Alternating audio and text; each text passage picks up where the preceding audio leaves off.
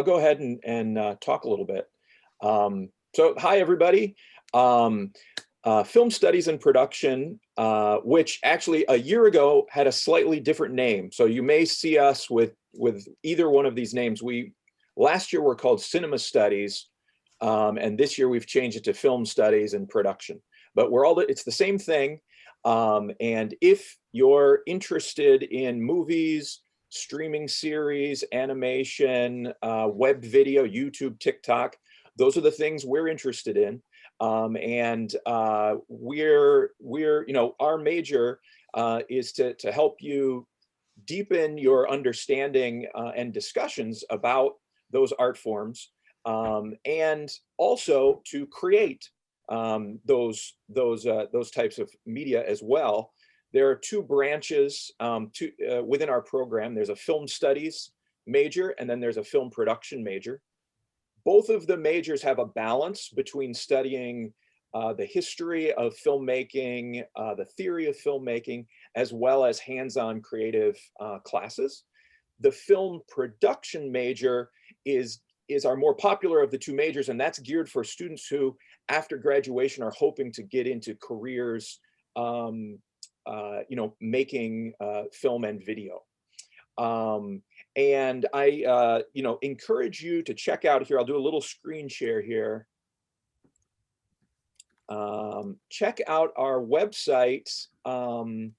It's on the Oakland website, and it's under the English department. We're a major in the English department, but if you go to the Film Studies and Production page, you'll see all this great information and details about the classes. Another place you should check out is our Facebook page. And there you'll see all the different events and cool things going on in the major, including, like a yearly trip that our students can take to the Toronto International Film Festival. We have a 24-hour filmmaking challenge here on campus, guest speakers, lots of interesting things. And then finally, for those of you who are really interested in maybe making this a career and making your own film and video, check out our YouTube page, Oakland University Film Studies and Production. And we've got lots of videos that students have made for classes. And under playlists, it's divided up into the type of work being made in different classes. So that may be something you like to check out. If you have any questions, feel free to email me or reach out to any of the faculty in Film Studies and Production. And I'll hand it over to some of my colleagues. Well, seeing an interest in graphic design and studio art, I wonder, Satare, while I will share the screen, but if you would like to introduce the video that will be coming next, which actually speaks about both graphic design and studio art. Satare, you want to do a little intro to that while I set it up? Yes, so we are displaying one video that it explains the graphic design and studio art, that what activities you can do and what is graphic design and how is our program. I highly recommend to watch this one, and if you have any question, please let us know. And you have some idea that after graduation, in what kind of job you can find it, or how the graphic design can combine with studio art. The presentation is a little bit under 7 minutes, but it will be very informative, we hope, to tell you about both of these programs. So here we go. Welcome, creative people. Today I'm going to give you the top 3 reasons I believe our programs are the best in the region. Can you turn volume up? Brag too much. What was that, Satare? I want to make sure the volume is very low. My name is Megan Barry.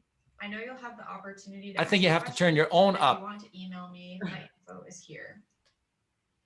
Before I keep going, I know a lot of people, especially parents, might be wondering, what can you do with a degree in design or art? My dad was one of you, and I tell him all the time, look at me now. Okay, so the first big reason you should choose our studio art and graphic design programs is because of our resources. One resource we have is the OAU Art Gallery. This gives our students access to professional artists and designers throughout the year without needing to leave campus. Students also get to show their own work before they graduate as part of the student senior thesis exhibition. The art gallery has its own website, and I highly recommend you check it out. Our department is located primarily in Wilson Hall on campus, but we also have a large garage space we fondly call the Maker Studio. In here, you'll find woodshop equipment, 3D printers, a laser cutter, and more. Students can also rent iPads, camera and sound equipment, and more at no fee. Graphic design majors are also able to rent a MacBook Pro at no cost, and it comes with Adobe Creative Suite.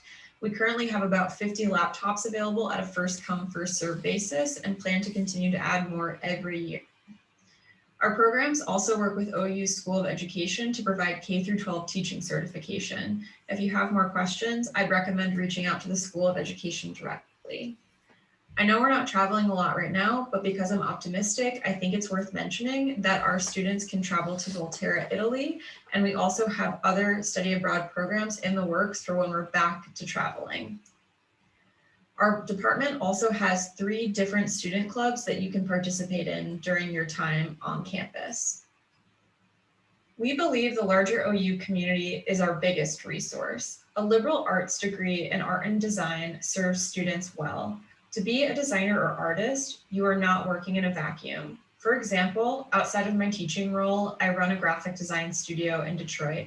My clients are not other designers. They're architects, community leaders, scientists, coffee roasters, and I think you can understand why I would need to maybe take a math class or a psychology class or a science class in order for me to understand their world and for me to do my job well. A liberal arts degree will give you this variety that you need to become a great designer or artist. The second reason you should choose us is because of our size. Our department is big enough to have variety, but small enough to feel intimate, and we have all those resources that OU, a big university, can offer. Our average class size for studio art and graphic design courses is between 10 and 15 people. This means the faculty know your name and you're not simply a number. You get a lot of one-on-one attention, even in an online setting. Your faculty are not just teachers, but we also are practicing artists and designers who are exhibiting our work and designing for clients outside of class time. Our curriculums are made around this experience so that what you're learning in class directly translates into the professional world.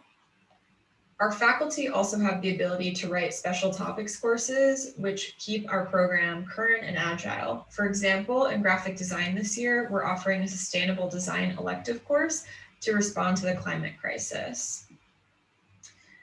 You can also become a double major quite easily in the program. We also offer minors in all of our programs. So if this is something that's interesting to you, you should contact an academic advisor, which I'll give information for later.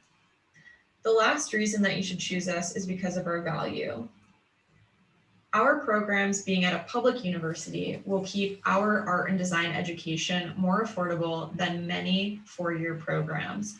Our university also has many agreements with local community colleges where you can complete some of your foundation courses and focus on your higher level program courses right when you come to OU. Our alumni also have been doing great things. Many go on to graduate school, like Valbona, whose work you see here. Just last week, I introduced a 2020 graphic design graduate to one of our alumni. She was interviewing at a local design studio, and I knew that our alumni had worked there before. She just gave me notification that she has accepted the job, and I have a feeling that he had a little something to do with it, as well as her training in our program. The last thing I'll note is that according to LinkedIn, the #1 soft skill that employers want is creativity. We will give you creativity, as well as these other 4. A liberal arts education, especially one in art and design, is invaluable in our fast-paced world. Unlike generations before, students can't plan for one career with one set of skills. So by honing these soft skills like creativity, you'll be able to adapt for whatever the future holds. So if this all sounds good, you're probably wondering what next. If you'd like to learn more about the programs, or especially if you're a transfer student or someone with AP credits, I highly encourage you to reach out to our program advisors to talk through your unique needs. Please visit our website to learn more details about our department and individual programs, and follow us on social media to see what our day-to-day is like. And finally, apply. We do not currently require a portfolio. Thanks for listening, and I look forward to your questions.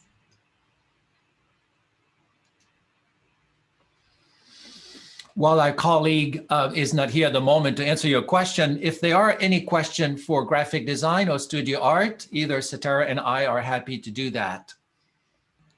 I just wanted to say about the motion graphic. In graphic design, we have some courses as motion graphic, and in a special topic, there is advanced motion graphic. But for graphic design students, it's very, very good course to take motion graphic, and is very helpful for finding a job, and is requirement to learning motion graphic. The subject of animation is often asked. I do serve the department as advisor for studio art.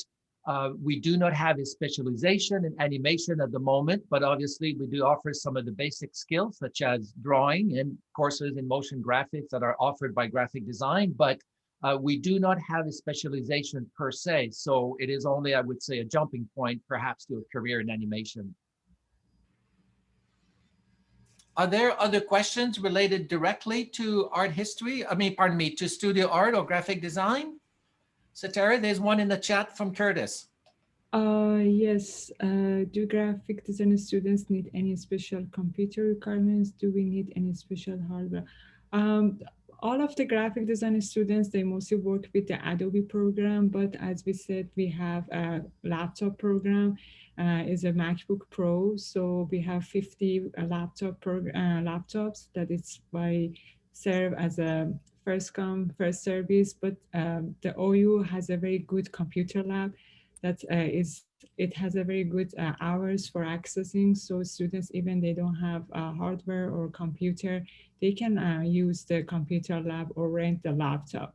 So basically the main software they need is Adobe program, Adobe Suite, and any other computer that they would like to have. And there is another equipment like camera, lights, you can rent from OU. So we are very happy that if students come and they ask for having those equipments. I think I could add to that we have no students who really feel that there is not enough technology available through the department. We have a cage when you can sign all this out. It's all part of your tuition, of course. And so we certainly do have the sufficient technology to get you through any one of those programs. And I would believe that'd be the same with the film studies and production, I assume. Correct, Adam? You guys have equipment for everyone if need is? Correct. You don't need anything. We've got computer labs, cameras, lights, everything you need, we supply. And in response to some of the animation questions, we have 2 courses geared toward animation. We don't have a complete track in animation. It's something where every year we're trying to build on, and we're trying to bring in more people to do that because we know there's an interest. We have had some students who are interested in animation and who basically take all of our classes and then maybe double major in graphic design and sort of pull together different things throughout the university to help get the knowledge they need. And then what we do in cinema or in film production is help assist them doing animation projects in our courses where maybe most of their peers are doing conventional projects with cameras. So for example, I have had, thesis projects by our students that were 100% animated. And I did all I could to support them with my knowledge, which is mostly conventional filmmaking, which is helping, which helps you quite a bit in terms of storyboarding, editing, structure, sound design. All of that is pretty much the same. The technical 3D animation, those students basically were teaching themselves through tutorials online, and then we were bringing it together. So a student who's really into animation can make their way in our program, but it does take somebody who's pretty self-motivated and willing to go get some knowledge from other sources, at least for now. I fingers crossed in 3 years, maybe we have an animating professor on our staff, or maybe somewhere here at the university, and we're able to build a more specific track. Thank you, Adam, for adding this. This is very valuable. Satara, there's another question for graphic design in the chat. Before another question, I just wanted to add that, as Adam said, we have some students that they work for their thesis project. Their project was completely motion graphics. So even graphic design students, their thesis was completely motion, and they just document all their process in their project books. Thank you. So Curtis is asking about capstone project for graphic design. Is a senior thesis is for the capstone. As I said, we have a thesis project. Students work in one semester, the whole semester. They research. This project is based on research and design.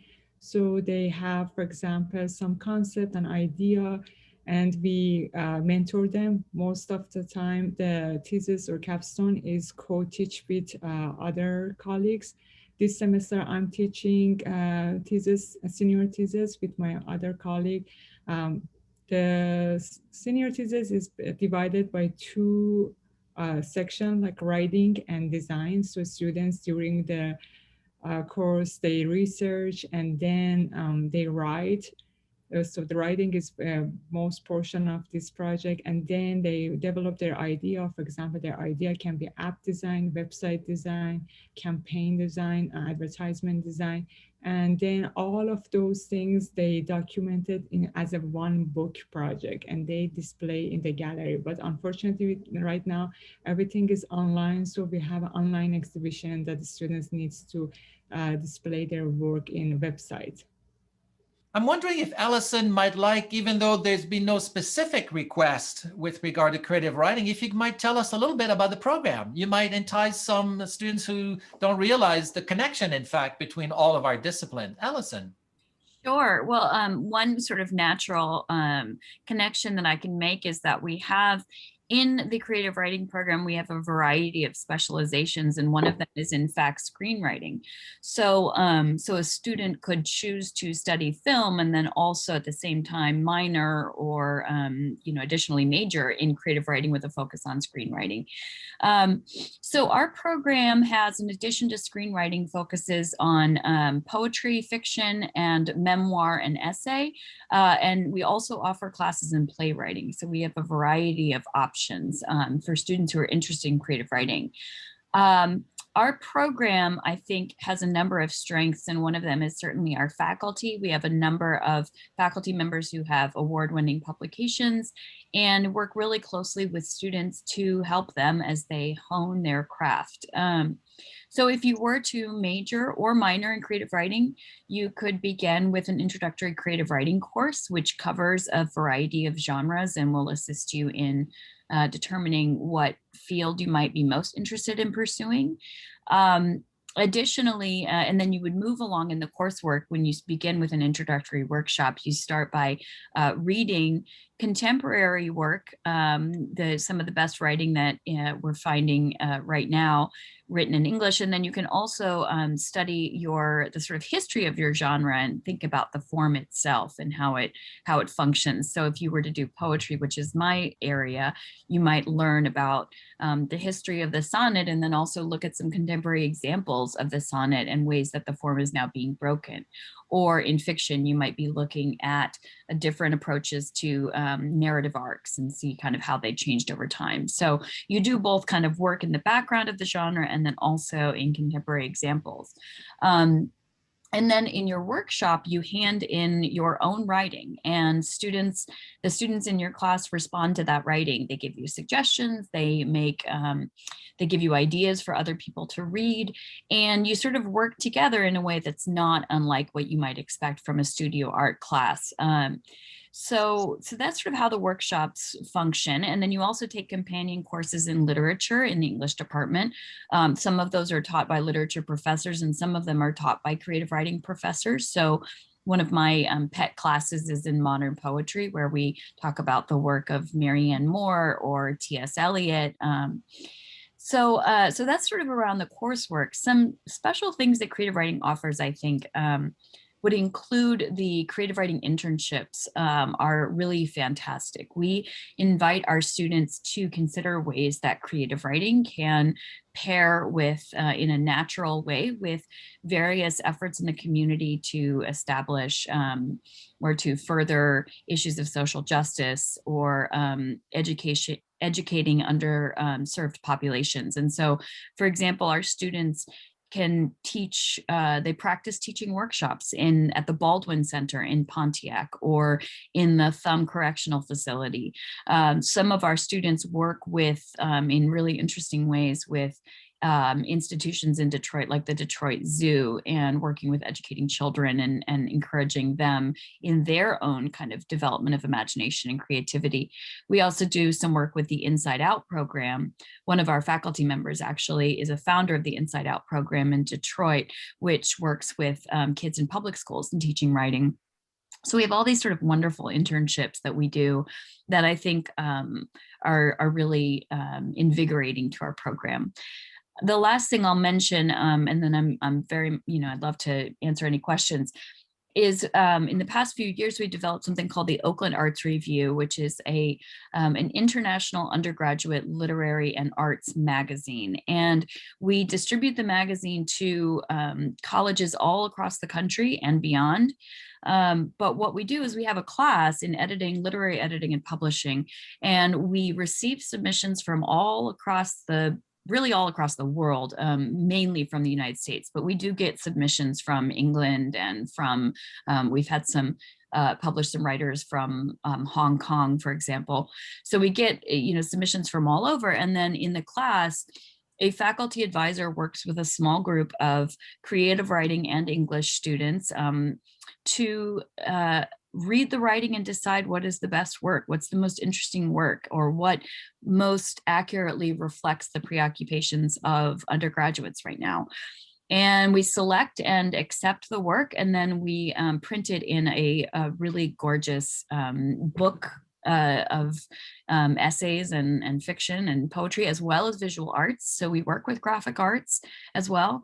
And then we send it out, and students get to see their work published in a really nice magazine. We've had students from this class and who've worked with the Oakland Arts Review have gone on to pursue careers in publishing. We've had the vice president of Norton Publishing come and visit the group and talk with our students about internships and things like that. So creative writing works hard to make sure that in addition to supporting your passion for writing, we also prepare you for, careers in the world. So. Thank you. We get a lot of students asking about the 24-hour film competition, or some different student organizations that students often will join who are a part of these majors. So if you could all talk about that a little bit. I think we have 4 or 5 minutes left. Sure. The 24-hour film challenge is open to everybody, so no matter the major.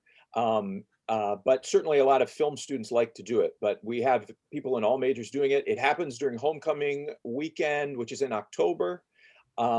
Teams of students get together and they're given, it must be Saturday morning. They're given a few props and a few things they need to include in their film. And then they have 24 hours to write, record, edit, totally produce a short film.